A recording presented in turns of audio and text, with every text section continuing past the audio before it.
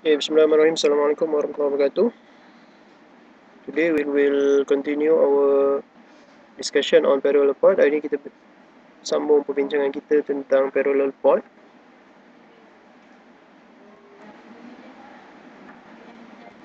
Okay, sebelum ni kita bincangkan dalam komputer ada 3 komponen utama. There's 3 main major component in computer, which is CPU. That's also called the processor, I/O, and memory. Okay, so and as we have discussed in previous lesson, kita dah bincangkan bahawa mana-mana data daripada output akan disimpan di dalam memori dulu, barulah dia akan diproses. Okay, so for parallel port, dia ada specific memory being used. Okay, so the memory is the based on address location.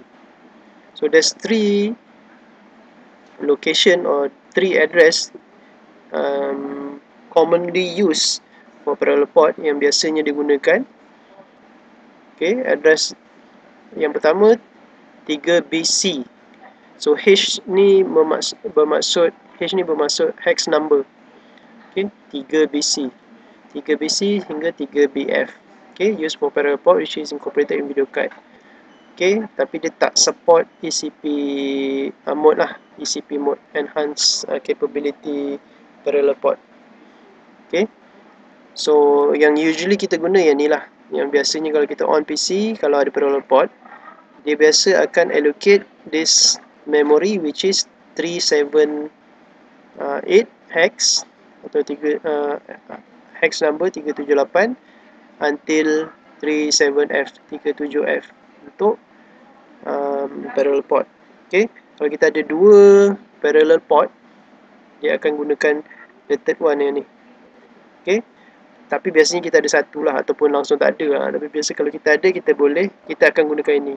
However, selalunya kalau kita tengok teknik BIOS, bila kita on BIOS akan setkan pada 3BC kalau ada parallel pada video card lah. Kalau tak ada, dia akan pergi ke 378. So usually kita akan guna 378 lah. Okay, kalau kita nak tukar kepada 278, yang ni 278, the third one, kalau kita nak tukar pada 278 boleh, kita masuk dalam BIOS dan kita tukar dia punya memory location. But usually kita tak buat lah benda-benda macam ni. Selalunya kita akan set ni dalam programming kita ikut apa yang common, which is 378 hex. Okay, so tadi kita bincangkan base address iaitu 3BC, 378 atau 278 hex number. Okay, tapi untuk lebih lanjut, setiap base address dia ada untuk setiap line, dia ada specific line. So untuk data line, kat sini dia tulis data port, data line, it's actually the same lah. Data port ni data line lah.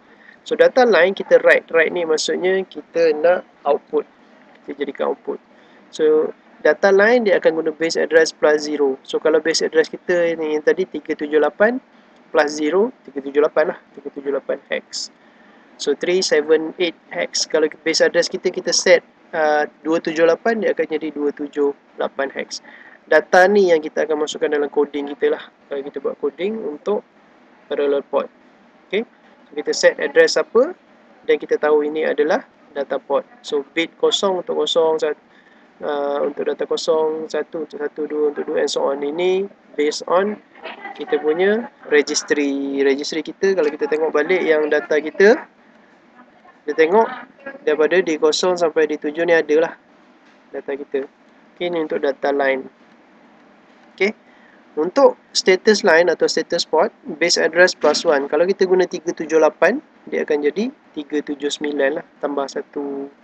Okay, so kalau kita tengok sini status line atau status port, kita ada pin 3 sampai pin 7 saja. Yang ini pin 012 ni internal. Ini reserve ni, IRQ ni. Ini semua adalah internal registry. Ini yang ni je yang ada sambungan ke pin luar.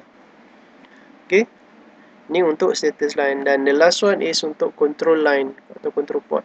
So base address campur 2. So base address kita 378 campur 2, kita tak akan dapat 380 walaupun kita campur 2 sebab dia hex number. So kita akan dapat 37A. Okay, untuk control line. Okay, so kat sini control line boleh read, boleh write, dia depends on our mode lah, mode EPP, SPP, ECP dengan EPP. Okay, so untuk control port atau control line, kita guna 4 ni saja. Bit 0, bit 1, bit 2, bit 3. Yang bit ni semua, yang ni bit 4, bit 5, bit 6, bit 7, ini adalah internal registry. Dan kita tengok sini, yang ni yang highlight ni, bit 0, bit 1, bit 3 ni ada internal internal inverter. Okay, ni yang kita tengok sambungan dia. Okay, so parallel ni mudah sebab setiap pin yang ada ni mewakili satu bit dalam memori, dalam registry, mewakili satu bit. Satu pin mewakili satu bit. So kalau pin tu high, bit tu pun jadi high. Kalau pin tu low, bit tu jadi low. So processing kita dalam 8 bit. So this is what we call memory addressing for parallel port. Okay, so itu saja penerangan ataupun perbincangan tentang memory addressing for parallel port. Thank you very much. Bye-bye.